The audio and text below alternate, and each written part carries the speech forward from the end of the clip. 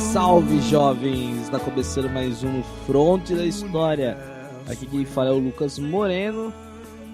E, cara, qual que é a importância de uma boa leitura, né? E principalmente se ela for uma leitura clássica. Viemos aqui hoje trazer esse assunto em debate, né? Hoje com uma outra configuração. Agora, como a gente tem um time maior, então a gente fica nessa parada de ficar...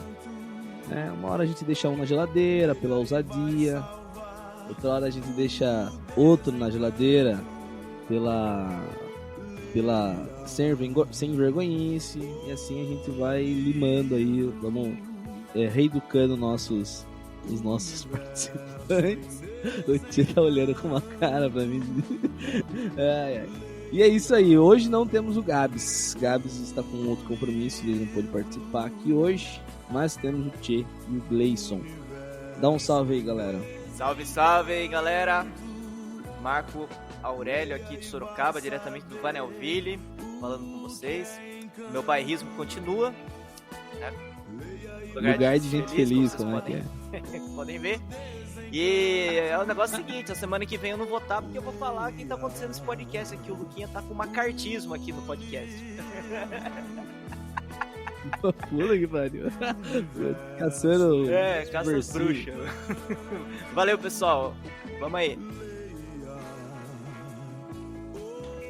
Salve, Luquinha. Salve, Marco. Olá, caros amantes do podcast. Aqui quem fala é Gleison Beranger.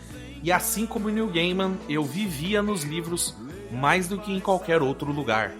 E no episódio de hoje nós vamos comentar aí sobre as nossas primeiras experiências com a literatura, com os movimentos literários, e tentar entender também, principalmente, a relação que nós temos com a própria leitura e os livros. Vamos lá! E é isso aí, né? Então, vamos começar essa aventura aí pelas palavras, né? Podemos dizer assim. Gente, cara, quando eu fui dar uma olhadinha, eu tive um professor muito bom na escola, velho. De literatura, que era o professor Vanderlei, velho. Ele era um professor muito bom, acho que pra mim ele era um gênio compreendido para os alunos, porque ele era mó de boa, assim, ele era sangue bom pra caramba. O molecada aproveitava, dar uma montada em cima dele. Mas quando você sabia aproveitar o cara, mano, era muito foda, assim. Então, ele que me trouxe, por exemplo, uma visão de literatura. Na verdade, foi meu primeiro professor de literatura, então eu já tive uma boa relação, né? Professor de português durante o ensino fundamental, passava ficha de leitura, tinha que ler algum livro, alguma coisa assim, né? Mas ele que vai trazer a ideia de você analisar o livro e a literatura, a obra em si, num outro viés, né? Existem mensagens além do enredo, da sinopse, né? Então, assim, pra mim ele me marcou muito disso por causa dessa reviravolta. De mostrar, né, de expor esse outro lado, essa outra face da literatura. Pra mim era sempre um consumo de uma história, ficção já era. Mas, ao mesmo tempo que esse cara foi impactante, eu era preguiçosaço no ensino médio, né? Então, pra mim, assim, pra eu me debruçar pra ler alguma coisa, eu tinha que demonstrar muito interesse. Então, eu sempre li muito texto mais cético, assim. Cético, veja aí. Texto mais técnico. Então, eu sempre consumi mais coisas de história mesmo. Acho que é por isso que eu até acabei indo pra essa área. E na faculdade, cara, eu tive que adquirir um hábito de leitura, obviamente. E foi sempre dentro dessa leitura mais técnica aí do curso, né? Então, confesso a vocês que eu não sou um grande consumidor de literatura, apesar de ter consumido alguma coisa, mas preciso melhorar isso. Eu acho que hoje vai ser um episódio de incentivo. Essa é a função, né, Lucas, do bom professor, né? Aquele que ele consegue instigar a autonomia do aluno, a busca por conhecimento, a busca por principalmente por novos horizontes do conhecimento, né? Acho que o Vanderlei, assim, na sua vida, ele representa isso, tal.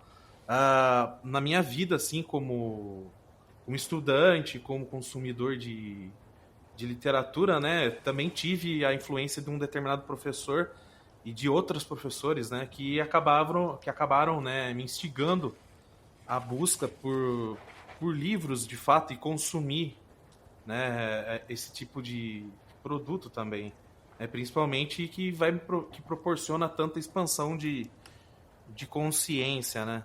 Fica aqui a menção honrosa alguns professores, né. Tive a professora Vera, lá no ensino fundamental primário, né, lá no SESI, que acabou me influenciando e dando o meu primeiro livro que eu tive contato, né, que foi a Odisseia. Depois... Só um adendo que Oi. Vera é um baita nome de professora mesmo, né? de professor do fundamental mesmo, né?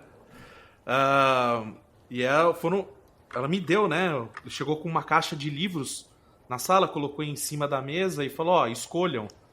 E o que me chamou a atenção, de fato, ali foram 2 guerreiros gregos brigando na capa, e acabei pegando. Era uma adaptação da Odisseia feita pela Ruth Rocha, e depois foi, né, a Ilha do Tesouro, e, né, e nunca mais parei por aí.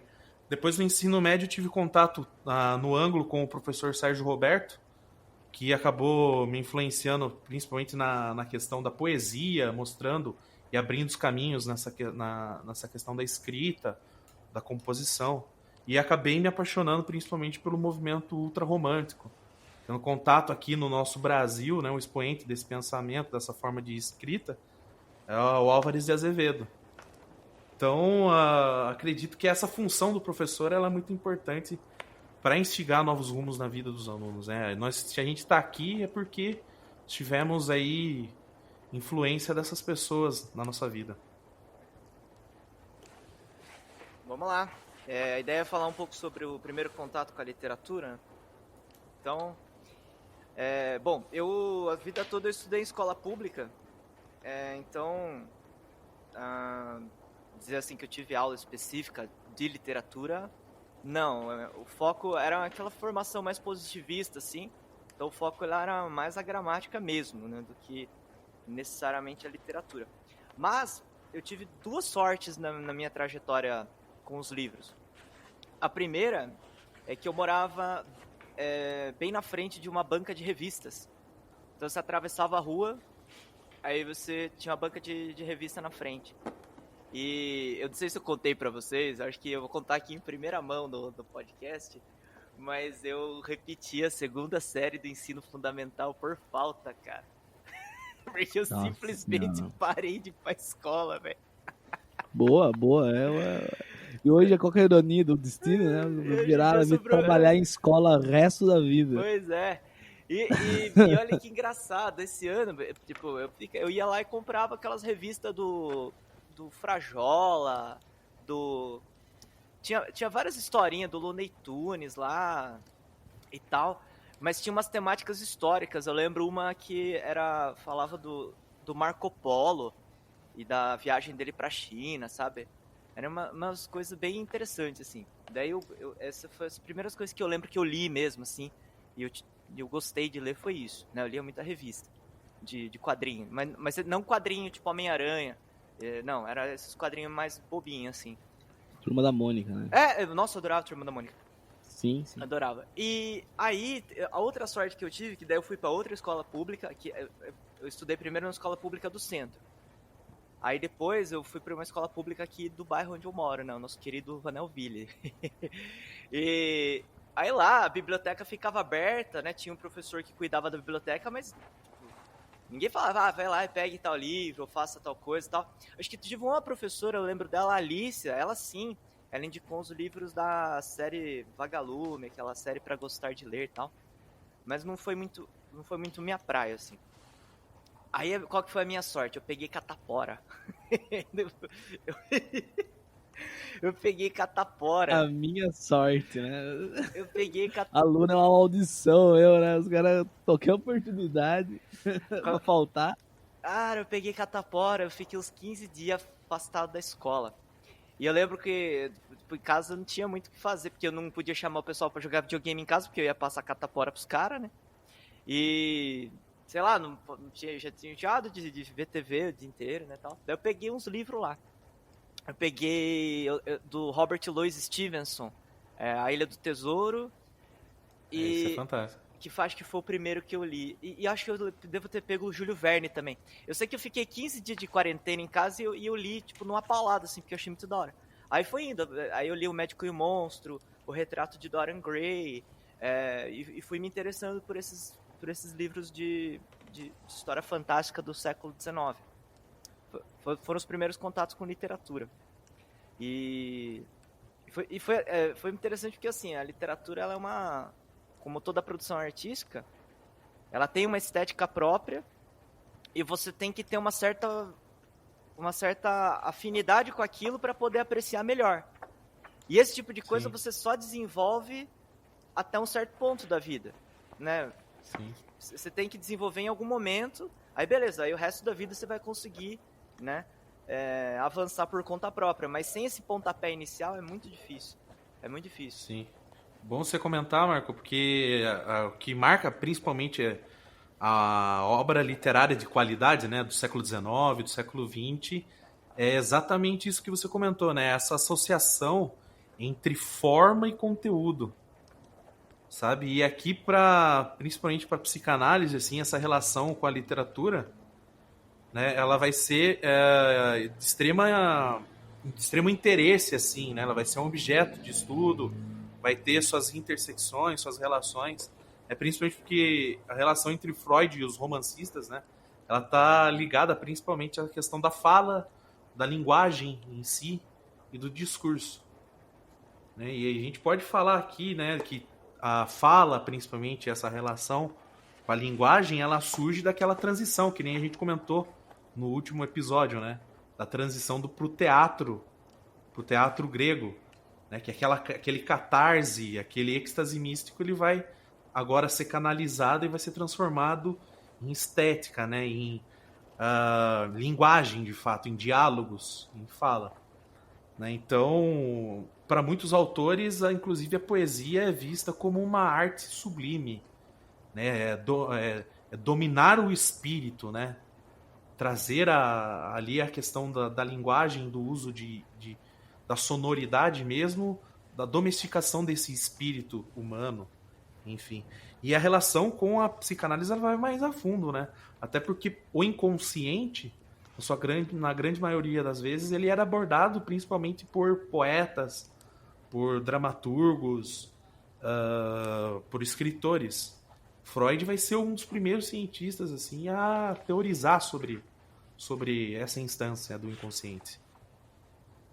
Cara, será que a gente pode falar que, ó, eu tava ouvindo Nerdcast esses dias, e o Jovem Nerd falou que tava fazendo tanta coisa, assim, de produzindo as coisas, assim, que ele tava consumindo muito, tava lendo muito, mas ele falou que era audiobook.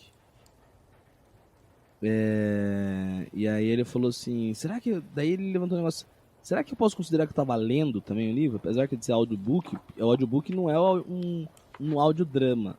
É um livro contado. Então, um cara lá falando, tá narrando, tá lendo o livro pra você, né? Será que a gente pode consumir literatura de outra maneira, além da leitura? Acho que da leitura é fundamental, porque ela traz uma capacidade de vocabulário melhor pra você, né?